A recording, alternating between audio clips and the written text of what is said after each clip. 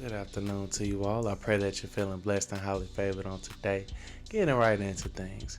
Camron dissing Jay-Z was the downfall of Dipset.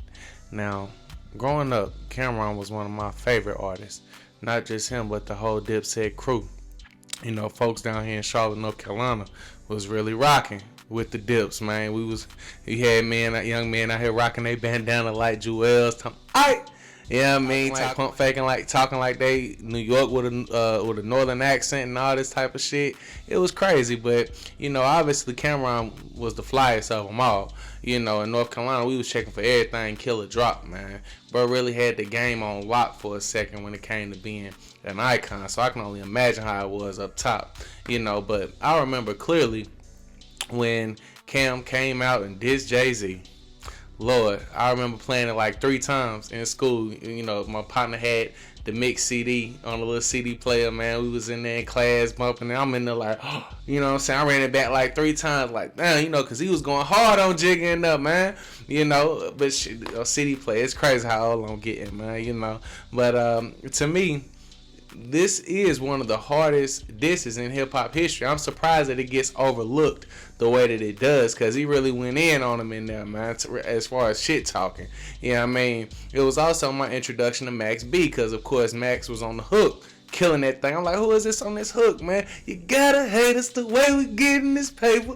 Hey, we're going crazy, But subsequently, not too long ago after this, it seems like everything kind of went haywire.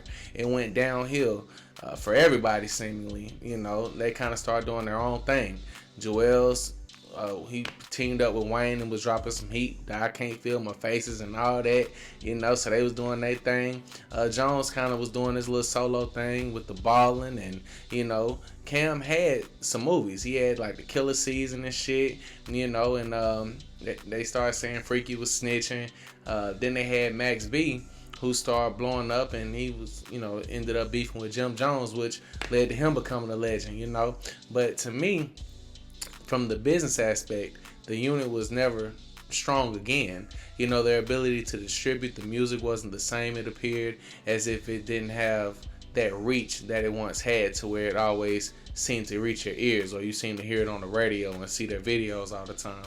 Now, granted, music did start to change the way it was consumed, so maybe they just weren't ready for that, but it just seems like they didn't have that industry push anymore.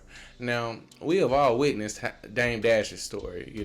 We see how that's played out since parting ways with the Jigga Man. He has never truly been able to shake back from that. I don't know if he's broke or if he's been successful in his business ventures or what. It just, from the public eye, it looks like he hasn't been able to capture that same amount of success or that same level of success. And Dipset was Dame's crew. Those were his guys. And so to me, they just dissed the wrong one. I don't think that anyone fully knew the trajectory that Jay-Z's career was on, at the time, or that he would ever end up being what he is today. It was a time where he was just a high artist, and it's safe to say he has fully transcended the rap industry. I think that Cam just miscalculated, his ability to go to war with Jay-Z, just perceiving him to be an artist, and they probably perceived them to all be on an equal playing field. And from a street aspect, he probably felt like he was superior to Jay-Z. While Jay was known for getting some money in the streets, man, ain't nobody really feel he was like that. He was Dame dude, and Jay-Z had his little dudes, but I'm sure from fully knowing him, that he felt like he was equal or superior to him. You can just hear it in the way he was coming at him in the diss track, But Jay-Z had the ear of the executives, of all of the power players, all of the he had the ear of the white folks, man, for lack of a better word, Now Cam, he's still doing his thing. Of course, he's a hustler. You never lose that. If one door closed, another one is going to always open. So he's kind of doing this thing solo. I see he got something going on with Mace, to where they got their own little sports show. Bro, always been funny, man. And so, he had the versus thing during quarantine as far as with Dipset, but they didn't look the same. They didn't look cohesive at all. And then they had that same level of flyness, so it really looked like it's over with for him. But, Jones still out there trying to do his thing, I guess. But, to me, after they dissed Jay-Z, it was just a wrap, for the reign of Dipset as the premier hip-hop clique. That, like I said, that may be due to music changing and being the way that music was consumed actually changed. But I don't think it's a coincidence that Dipset and Dame have failed to reach their past notoriety since going against the industry juggernaut, which is Jay-Z. I don't think Jay-Z don't really strike me as the type to forget. He look like he'll be cool with you. You can just tell how he rap. He throws subliminal shots at everybody.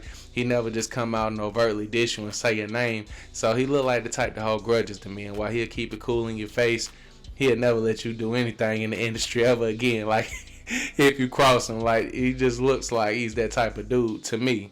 But y'all, you jump in the comment section, man. Let me know what y'all think.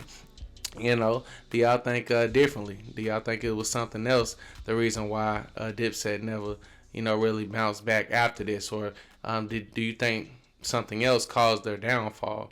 Whatever the case may be, man, y'all jump in the comment section. Let me know what y'all think. But, of course, everybody, until the next time, certainly be blessed.